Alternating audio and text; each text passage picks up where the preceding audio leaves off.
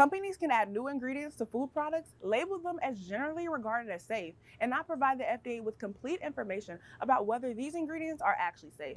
That's right, Sheridan. As you can see behind me, cars are whipping by as they head I-81 northbound. Now, the further they go, the more construction they will run into. The I-81 viaduct project will be completed in 8 phases, with the last phase projected to be done at the end of 2028. Now, there hasn't been a recent stream of heat, but you are in luck because you will not be swerving on those corners. As you can see behind me, we do have snowfall on the ground, but there is no ice. Roads are very clear today, and we have just a bit of wind gusts. The city's lawsuit asks a judge to bring a new owner here. Clear Investment, the company in charge right now, says they're confused because the communication and work they've done in the past year with city officials. 6-year-old Reality Jimenez is entering the room where her first bed in her house will be. An organization in Salina called Sleep in Heavenly Peace is making sure no kids sleep on the floor in our town. You're giving them their first bed that they've ever had. You're giving them maybe the first pillow of their own that they've had. With the help of the bed delivery crew, a child's reality will shift. And as the crew went to work, Reality decided she wanted to join in on construction. All right, good job. Good job. There you go. All right. Beds are built, assembled, and delivered to recipients' home, with teams delivering 6 to 7 beds every Saturday morning. Wait, am I being down here today? Not only do they get a bed and a pillow, but they also receive a pillowcase and blanket. Who made this blanket? Bedding is donated to the Salina office and typically handmade by donors for the organization. As a kid, Dave Holcraft was once in foster care. Now he's the building manager at Sleep in Heavenly Peace. We can come in and maybe give a child a little bit of luck, just like the luck I had. That's my perspective. Give them a little bit of luck. Give them a bed. Maybe you're changing their perspective on their life. Holcraft considers himself a former foster kid turned gift giver. That change is one of the main reasons why I do this. It can have an impact on a child. Volunteers are devoted to all children sleeping in heavenly peace. Mya Alysia, NCC News.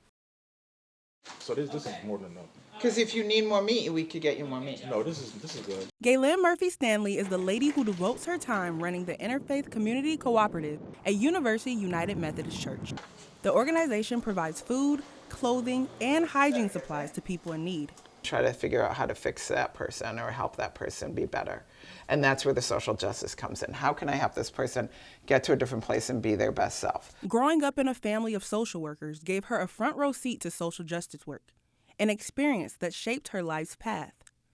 The organization serves the community through multiple programs, including emergency food distribution, to-go community breakfast, and a clothing room. In 2020, when Murphy Stanley saw social workers waiting up to 3 hours in food lines for their clients, she had to help.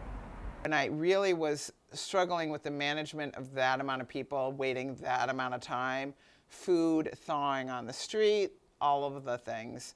I started kind of filtering them out and saying, let's do this after hours with you, and you can come into the building, or I can meet you outside with the food you need. This led to the creation of Professional Distribution, a new initiative specifically for social workers. Potatoes, are you kidding me? This is awesome. Each care package is designed to feed a family of 4 for up to 5 days, packed with balanced meals that match their needs. A lot of times, I have people that have done like 25 years in prison and they get out.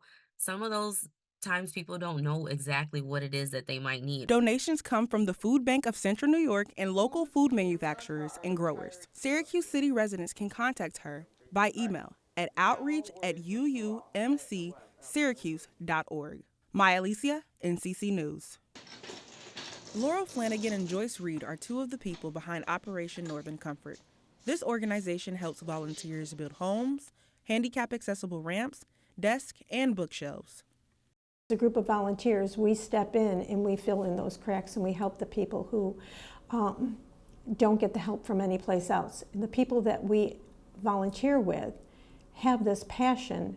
Reed operates the annual Syracuse Crawfish Festival, a fundraiser event to raise money for the organization, and the efforts help people across the country. Flanagan says a new project they are working on is for hurricane relief in North Carolina. We go where we're needed, when we're needed, with the resources that we have. The people in Central New York are incredibly generous, both with their time and their resources. ONC started with service trips to New Orleans for Hurricane Katrina relief.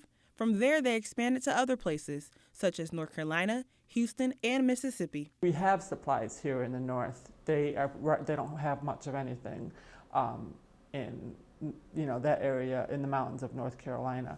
So our goal is to bring 3 truckloads of supplies down to North Carolina the first weekend in December.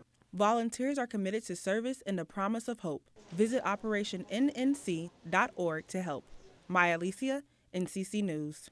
Nicole Beckwith, who is the director of the Master of Arts in Nutrition Science program at Falk College, is passionate about food and training the newest generation of dietitians. I think consumers should know that they are empowered and recommended to know what's in their foods by gaining the skills of reading labels, staying atop news that is released to us as consumers. Red dye number 3 is a synthetic dye that gives some food, drinks, and ingested drugs a bright cherry red color.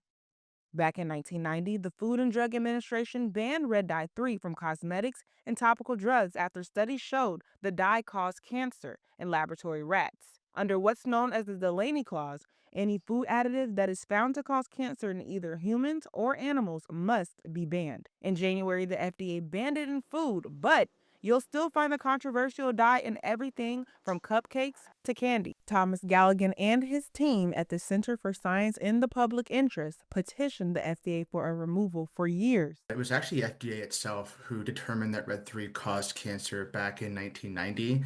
And back then, at that very moment, they were obligated to ban it. And that didn't change over the next 35 years. And so it really shouldn't have taken any petition to get them to do that.